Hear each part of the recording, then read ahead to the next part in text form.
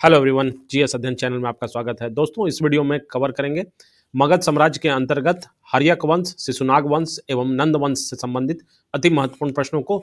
तो अगर आप civil services, SSC, railway, teaching exam या अन्य किसी भी प्रतियोगिता परीक्षा की तैयारी कर रहे हैं तो ये वीडियो आप लोगों के लिए बहुत ही फायदेमंद होगा। तो आइए शुरू करते हैं। पहला प्रश्न देखते हैं। पहला प्रश्न है कि मगध की प्रारंभिक राजधानी कौन थी। तो याद रखिए, मगध की प्रारंभिक राजधानी गिरिब्रज राजगीर थी। कौन सा? गिरिब्रज राजगीर। ये इंपॉर्टेंट है। नेक्स्ट क्वेश्चन की ओर चलते हैं। अगला प्रश्न, हर्यक वंश का प्रथम शक्तिशाली शासक कौन था? हर्यक वंश का प्रथम शक्तिशाली शासक बिंबिसार था। और ये इसी के शासनकाल में, मैं आपको बता दूं दोस्तों, कि इसी के शासनकाल में मगध ने विशिष्ट स्थान प्राप्त किया था। मगध ने विशिष्ट स्थान प्राप्त किया था और ये हर्यक वंश का संस्थापक भी था। हर्यक वंश का संस्थापक बिंबिसार ही था, याद रखिए।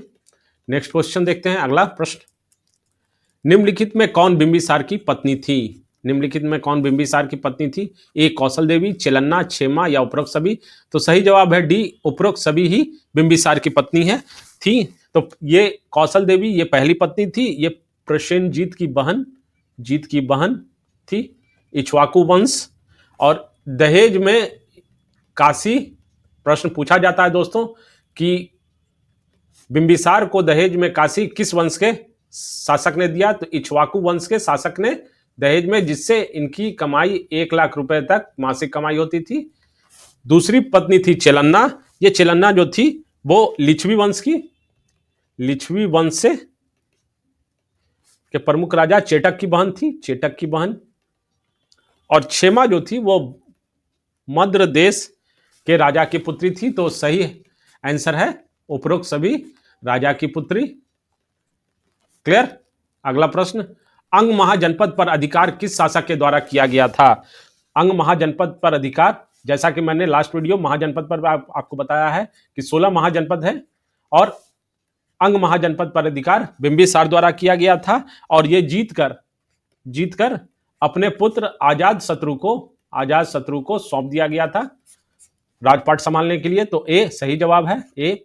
अगला प्रश्न, मगध की असली शत्रुता किस महाजनपद से थी? तो मगध की असली शत्रुता अवंती से थी, जिसकी राजधानी उज्जैन थी, उज्जैन। और इसके राजा चंड प्रदोत थे, राजा चंड प्रदोत।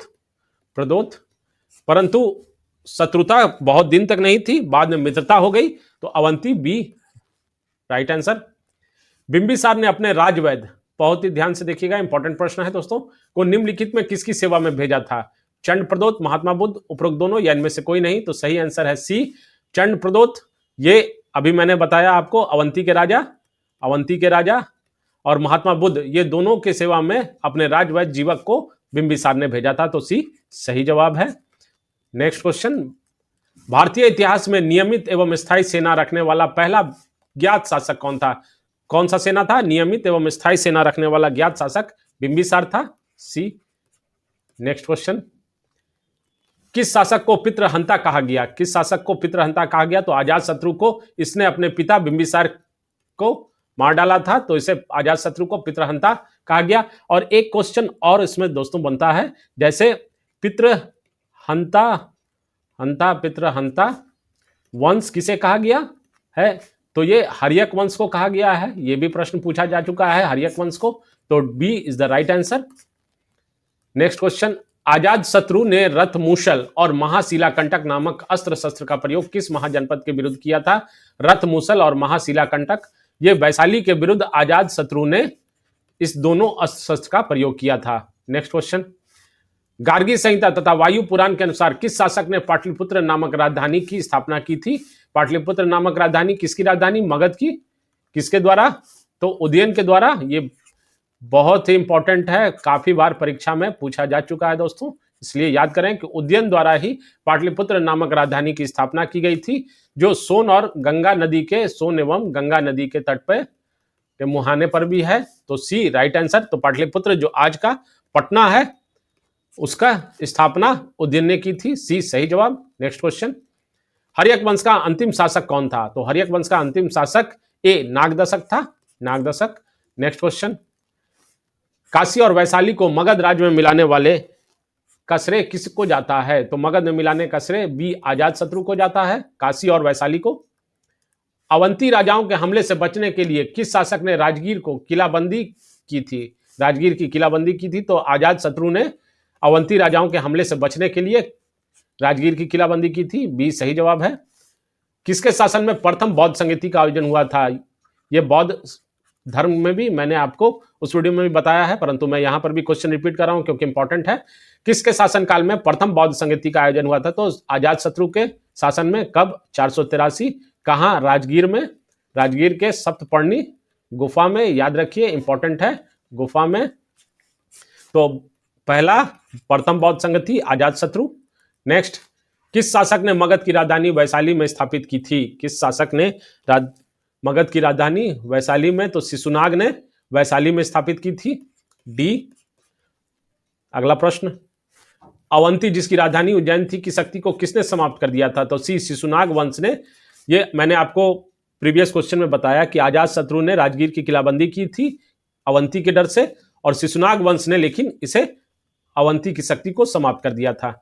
नेक्स्ट क्वेश्चन, द्वितीय बौद्ध संगति का आयोजन किसके शासनकाल में हुआ था? द्वितीय बौद्ध संगति का आयोजन कालाशोक के शासनकाल में हुआ था। कहां हुआ था? यह भी मैं बता दूं, वैशाली। कब हुई थी? 383 में ईस्वी में। इंपॉर्टेंट प्रश्न है, याद रखिए, बी राइट आंसर है। क्वेश्चन नंबर 18, शिशुनाग वंश का अंतिम शासक कौन था? तो एक ए नंदीवर्धन शिशुनाग वंश का अंतिम शासक। तो हर्यक वंश के बारे में मैंने आपको बता दिया दोस्तों, शिशुनाग वंश के बारे में ये प्रश्न इंपॉर्टेंट है। अगला वंश है नंद वंश। तो नंद वंश का संस्थापक कौन था? महापद्मनंद नंद वंश का संस्थापक था।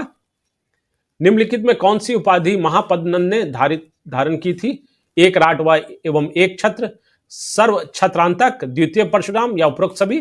तो डी उपरोक्त सभी उपाधि महापद्मनंद ने धारण की थी। सर्व छत्रांतक का अर्थ होता है क्षत्रियों का नाश करने वाला। क्षत्रियों का नाश करने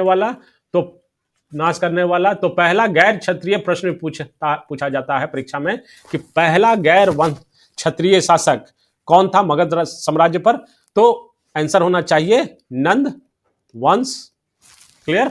नेक्स्ट क्वेश्चन, नंद वंश का अंतिम शासक कौन था? तो धनानंद नंद वंश का अंतिम शासक था। बी, जिसके बाद इसको हराकर मौर्य वंश की नींव डाली गई थी। क्वेश्चन नंबर 22, निम्नलिखित में कौन सा कथन धनानंद के संदर्भ में सत्य है? यह सिकंदर का समकालीन था। सही है। ग्रीक लेखकों ने अग्रमीज एवं जैनंद्र मीज कहा है। यह भी सही है। इसका विनाश चंद्रगुप्त मौर्य ने किया था। सही है। उसके बाद तो उपरोक्त सभी कथन सही है धनानंद के संदर्भ में।